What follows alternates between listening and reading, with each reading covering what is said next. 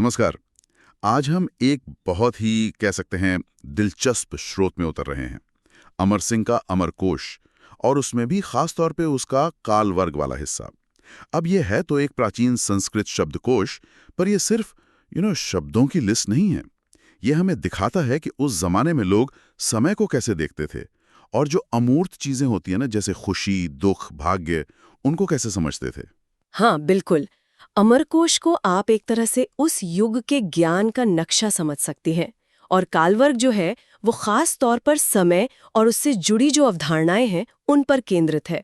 और जब इसे हम देखते हैं, खंगालते हैं, तो पता चलता है कि उनकी सोच कितनी व्यवस्थित और कितनी सूक्ष्म थी। तो आज का हमारा मकसद यही है कि इस प्राचीन खजाने से कुछ सबसे चमकदार मोतियों को निकालें।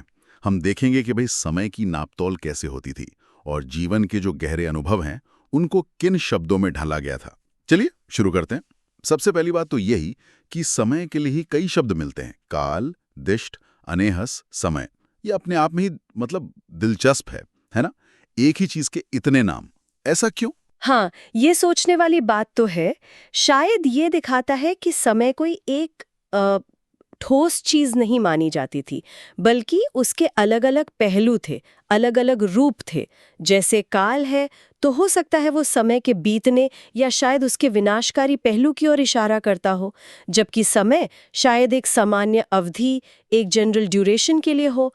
तो ये जो विविधता है, ये बताती है कि वो समय को कई कोणों से देख रहे थे। और ये नजरिया, ये दिन के अलग अलग हिस्सों के लिए जो शब्द दिए गए हैं उसमें और भी साफ झलकता है। सुबह के लिए सिर्फ सुबह नहीं, बल्कि प्रत्योष, अहरमुख, कल्य, उषस।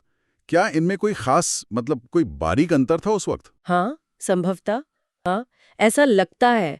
ये शायद भोर के बिल्कुल शुरुआती क्षणों जैसे उषस से लेकर सूरज उगने के ठीक बाद का समय जैसे अहरमुख तक के अलग-अलग समय या माहौल को दर्शाते होंगे। इसी तरह शाम के लिए सायं और संध्या है, दोपहर के लिए मध्याह्न। ऐसा लगता है जैसे दिन की हर गतिविधि, हर बदलाव पर बड़ी बारीकी से ध्यान दिया जाता था और उसे नाम दिया जाता था। ये सिर्फ वक्त बताना नहीं था, ये शायद वक्त को महसूस करना भी था। महसूस करना, हाँ। और रात के लिए? रात के लिए तो शब्दों की जैसे पूरी महफिल सजी है। निशा, निशिथिनी, रात्रि, त्रियामा, रजनी, यामिनी, तमस्विनी। अरे बाप रे, इतने सारे। मुझे सबसे अनोखा लगा वो चांदनी रात के लिए ज्योत्सनी और घोर अंधेरी रात के लिए तमिसरा या तामसी। मतलब रात सिर्फ अंधेरा नहीं है, बल्कि उसमें रोशनी कितनी है उसके आधार पर उसके भी प्रकार थे। कमाल है। बिल्कुल। और यही चीज दिखाती है कि उनका अवलोकन, उनकी ऑब्जर्वेशन कितनी सूक्ष्म थी। चांदनी रात और अमावस की रात का अनुभव बिल्कुल अलग होता है ना? और उनकी भाषा में ये अंतर दर्ज है, ये रिकॉर्डेड है। हो सकता है यात्रा के लिए या सुरक्षा के लिहाज से या फिर धार्मिक अनुष्ठानों के लिए ये भेद महत्वपूर्ण रहे हो। तो ये सिर्फ काव्य की सुंदरता नहीं है, ये जीवन की व्यवहारिकता से भी जुड़ा हो सकता है। समय को महसूस करने के साथ साथ उसे मापने का तरीका, वो भी बड़ा व्यवस्थित लगता है। निमेष यानी पलक झपकने भर का समय, फिर उससे काष्ठा, फिर कला, फिर क्षण और फिर मुहूर्त। ये गणना आज हमें थोड़ी क्या कहेंगे जटिल लग सकती है तो थोड़ी जटिल, पर यह समय की गणना में सटीकता, प्रिसिजन लाने की कोशिश दिखाती है। 18 निमेष की एक काष्ठा, 30 काष्ठा की एक कला, 30 कला का एक क्षण और 12 क्षण का एक मुहूर्त। और मुहूर्त जो लगभग 48 मिनट का होता है, वो तो आज भी। हाँ, आज भी इस्तेमाल होता है पंचांग में शुभ कार्यों के लिए। बिल्कुल। तो ये इकाइयां दर्शाती हैं कि वे समय को बहुत छोटे हिस्सों में भी बांट कर समझ रहे थे। और फिर इन छोटी इकाइयों से बड़ी इकाइयां बनती हैं। 30 मुहूर्त का एक अहोरात्र मतलब पूरा दिन रात, 15 अहोरात्र का एक पक्ष, शुक्ल पक्ष जब चांद बढ़ता है और कृष्ण पक्ष जब घटता है, और 2 पक्षों से मिलकर बनता है एक मास यानी महीना। ये तो हमारे आज के कैलेंडर जैसा ही ढांचा लग रहा है। हाँ, ये बुनियादी ढांचा वही है। और ये फिर आगे बढ़ता है। माह से ऋतुएं बनती हैं, ऋतुओं से अयन, उत्तरायण और दक्षिणायन, जो सूर्य की वार्षिक गति है उत्तर और दक्षिण की ओर। और 2 अयनों से मिलकर बनता है एक वर्ष, जिसे वत्सर या संवत्सर कहा गया है। ये पूरी प्रणाली असल में खगोलीय घटनाओं पर, खासकर सूर्य और चंद्रमा की गति पर आधारित है। जो एक विकसित कैलेंडर विज्ञान का सबूत है उस जमाने के हिसाब से। इसी खगोलीय समझ का एक और उदाहरण है चांद की कलाओं का वर्णन। बड़ा दिलचस्प है। पूर्णिमा यानी पूरा चांद, लेकिन उसके भी दो नाम, अनुमति जब शायद एक कला की कमी रह गई हो, और राका जब वो बिल्कुल गोल और पूरा हो। ऐसा ही अमावस्या के साथ, सिनी वाली जब महीने के अंत में चांद की महीन रेखा दिख जाए शायद, और कुहू जब वो बिल्कुल गायब हो। मतलब कितनी बारीकियां हैं। ये बारीकियां बताती हैं कि वे सिर्फ घटनाओं को देख नहीं रहे थे, बल्कि उन्हें सटीक रूप से परिभाषित कर रहे थे, क्लासिफाई कर रहे थे। अमावस्या को दर्श भी कहा गया है, जब सूर्य और चंद्रमा एक साथ आते हैं। ग्रहण के लिए उपराग शब्द है, और जब सूर्य या चंद्रमा ग्रस्त हो तो उसे उपरक्त कहते हैं। ये शब्दावली उनकी खगोलीय समझ की गहराई दिखाती है। और फिर 12 महीनों के नाम भी दिए हैं, जैसे मार्गशीर्ष, जिसे आग्रहायण भी कहा, पौष, माघ, फाल्गुन, चैत्र, वैशाख, ज्येष्ठ, आषाढ़, श्रावण, भाद्रपद, आश्विन और कार्तिक। और कई नामों के साथ उनके वैकल्पिक नाम भी हैं, जैसे श्रावण के लिए नभस या भाद्रपद के लिए प्रोष्ठपद। ये नाम तो आज भी हमारे पंचांगों में जिंदा हैं, हम इस्तेमाल करते हैं। और इन महीनों के साथ जुड़ी हैं 6 ऋतुएं, हेमंत, शिशिर, वसंत। वसंत के लिए तो पुष्प समय और सुरभि जैसे खूबसूरत नाम भी हैं। हाँ, कितने प्यारे नाम हैं। फिर ग्रीष्म, जिसके लिए ऊष्मक, निदाग, वर्षा के लिए प्रावृत और शरद। इनका वर्णन दिखाता है कि समय का चक्र सिर्फ दिनों या महीनों की गिनती नहीं था, बल्कि वो प्रकृति में जो बदलाव हो रहे हैं उनसे गहराई से जुड़ा था। साल का बीतना असल में मौसमों का बदलना था। अच्छा, अब रोजमर्रा के समय और साल के चक्र से अगर हम आगे बढ़ें तो अमरकोश हमें समय के ऐसे पैमानों पर ले जाता है जो कल्पना से परे हैं। युगों की बात होती है, मनुष्य के युग अलग, देवताओं के युग अलग, फिर मनवंतर आता है जो कहते हैं 71 दिव्य युगों का होता है, और फिर है कल्प, ब्रह्मा का एक दिन या एक रात जिसमें 1000 दिव्य युग होते हैं। ये संख्याएं तो मतलब सिर घुमा देती हैं। हाँ, ये ब्रह्मांडीय समय, कॉस्मिक टाइम की एक विशाल अवधारणा है। ये दिखाती है कि उनकी सोच सिर्फ पृथ्वी या मानव जीवन तक सीमित नहीं थी, बल्कि वो पूरे ब्रह्मांड के जीवन चक्र तक फैली थी। प्रलय या संवर्त यानी सृष्टि का अंत, उसका जिक्र भी इसी विशाल नजरिए का हिस्सा है। और इसमें एक बहुत ही रोचक तुलना है। जो हमारे लिए एक साल है, वो देवताओं के लिए सिर्फ एक दिन रात है। एक साल, एक दिन रात, क्या ये समय की सापेक्षता जिसे आइंस्टाइन ने बाद में समझाया, उसका एक प्राचीन रूप हो सकता है कि अलग अलग अस्तित्वों के लिए समय अलग गति से बीतता है? देखिए, ये कहना तो मुश्किल है कि क्या ये ठीक वही वैज्ञानिक अवधारणा थी, लेकिन ये निश्चित रूप से समय की निरपेक्षता, उसकी एब्सोल्यूटनेस पर सवाल उठाता है। ये दिखाता है कि वे मानते थे कि समय का अनुभव अलग अलग पैमानों पर अलग हो सकता है। ये अपने आप में एक बहुत गहरी दार्शनिक अंतर्दृष्टि है उस युग के हिसाब से। सही बात है। अच्छा, तो समय के इस बाहरी और विशाल दुनिया से अब हम थोड़ा अंदर की दुनिया की तरफ आते हैं। काल वर्ग में अमूर्त संज्ञाओं यानी भावनाओं, विचारों, नैतिक अवधारणाओं के लिए भी शब्दों का खजाना है, और यहां भी वही विविधता दिखती है। जैसे पाप के लिए देखिए, पंक, पापमा, पाप, किल्बिश, कलमश, कलुष, वृजिन, इंस, अघ, अहस, दुरित, दुष्कृतम, इतने सारे शब्द। क्या इसका मतलब है कि पाप के भी कई प्रकार माने जाते थे, अलग अलग तरह के पाप? हाँ, बहुत संभव है। ये सिर्फ गलत काम कहने से कहीं ज्यादा है। ये विविधता बताती है कि शायद वे पाप के अलग अलग स्तरों या प्रकारों में भेद करते थे, जैसे अनजाने में हुआ पाप, जानबूझकर किया गया पाप, कर्म का फल, या सिर्फ नैतिक अशुद्धता। शब्दों की ये संख्या समाज में नैतिकता और कर्म के सिद्धांत के महत्व को भी रेखांकित करती है। ये सिर्फ एक सूची नहीं है, बल्कि एक नैतिक ढांचे की जटिलता का प्रतिबिंब है, एक रिफ्लेक्शन है। और जहां पाप है वहीं पुण्य भी। अच्छे कर्मों के लिए भी शब्द हैं, धर्म, पुण्य, श्रेयस, सुकृत, वृष। ये संतुलन दिखाता है कि अच्छा और बुरा दोनों पर बराबर ध्यान था। बिल्कुल, ये कर्म के सिद्धांत का आधार है कि हर क्रिया की प्रतिक्रिया होती है।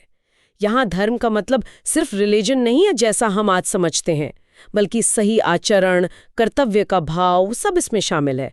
श्रेयस का मतलब है वो जो कल्याणकारी हो, जो भलाई लाए। ये शब्द दिखाते हैं कि अच्छे कर्म सिर्फ स्वर्ग जाने के लिए नहीं थे, बल्कि इसी जीवन में भलाई और उन्नति के लिए भी महत्वपूर्ण माने जाते थे। अब भावनाओं की बात करें, खुशी या आनंद, इसके लिए भी कई नाम हैं। मुनसुत, प्रीति, प्रमोद, हर्ष, प्रमोद, आमोद, सम्मद, आनंद, शर्म, शात, सुख। क्या ये सिर्फ हैप्पीनेस के अलग अलग शब्द हैं या इनमें कोई बारीक अंतर है, जैसे पाप वाले शब्दों में था? हाँ, मुझे लगता है इनमें भी अंतर है। हो सकता है प्रीति स्नेह वाली खुशी हो, अफेक्शन वाली। हर्ष शायद उत्साह या एक्साइटमेंट वाली खुशी हो। आमोद इंद्रिय सुख से जुड़ी हो सकती है। और आनंद एक गहरी, एक आत्मिक शांति, एक ब्लिस की तरह हो। ये विविधता दर्शाती है कि वे भावनात्मक अनुभवों को, इमोशनल एक्सपीरियंसेस को कितने सूक्ष्म स्तर पर समझते और व्यक्त करते थे। ये दिखाता है कि मानवीय भावनाओं की जटिलता को पहचाना गया था, उसे एक्नॉलेज किया गया था। इसी तरह कल्याण और मंगल के लिए भी शब्द हैं। श्वहत श्रेयस, ये बड़ा अच्छा लगा, आने वाले कल का कल्याण। फिर शिव, भद्र, कल्याण, मंगल, शुभ, भावुक, भविक, भव्य, कुशल, क्षेम, शस्त। ये सारे शब्द एक सकारात्मक भविष्य और सुरक्षा की कामना को दर्शाते हैं, है ना? हाँ, बिल्कुल। ये शब्द समाज में पॉजिटिविटी, स्थिरता, वेल-बीइंग और सुरक्षा के महत्व को दर्शाते हैं। जैसे क्षेम का अर्थ अक्सर कुशल मंगल पूछने में होता है, कुशल क्षेम है। शिव और भद्र का अर्थ है जो शुभ और कल्याणकारी हो। ये सिर्फ इच्छाएं नहीं थीं, बल्कि शायद सामाजिक मूल्य भी थे जिन पर जोर दिया जाता था। फिर कुछ ऐसे शब्द हैं जो शायद किस्मत या भाग्य की तरफ इशारा करते हैं, जैसे दैव, दिष्ट, भाग्येय, भाग्य, नियति, विधि। क्या इसका मतलब है कि सब कुछ पहले से तय माना जाता था? नियतिवाद? ये शब्द ये तो दिखाते हैं कि जीवन में ऐसी शक्तियों या सिद्धांतों को जरूर माना जाता था जो इंसान के नियंत्रण से बाहर है, फेट या डेस्टिनी जैसी कोई चीज। लेकिन जैसा हमने पहले देखा, कर्म के सिद्धांत, पुण्य पाप का होना, ये भी दिखाता है कि मनुष्य के अपने कर्मों का भी महत्व था। तो शायद यहाँ भाग्य और कर्म के बीच एक जटिल संतुलन देखा जाता था। पूरी तरह नियतिवाद शायद न हो। और देखिए, कारण के लिए भी शब्द है, हेतु, कारण, बीज और निदान, खासकर मूल कारण के लिए। तो ये कार्य कारण संबंध, कॉज एंड इफेक्ट की समझ को भी दर्शाता है। कुछ शब्द हमें गहरे दार्शनिक विचारों की ओर ले जाते हैं। आत्मा के लिए एक क्षेत्रज्ञ यानी शरीर रूपी क्षेत्र को जानने वाला, और पुरुष, प्रकृति यानी मूल पदार्थ के लिए प्रधान।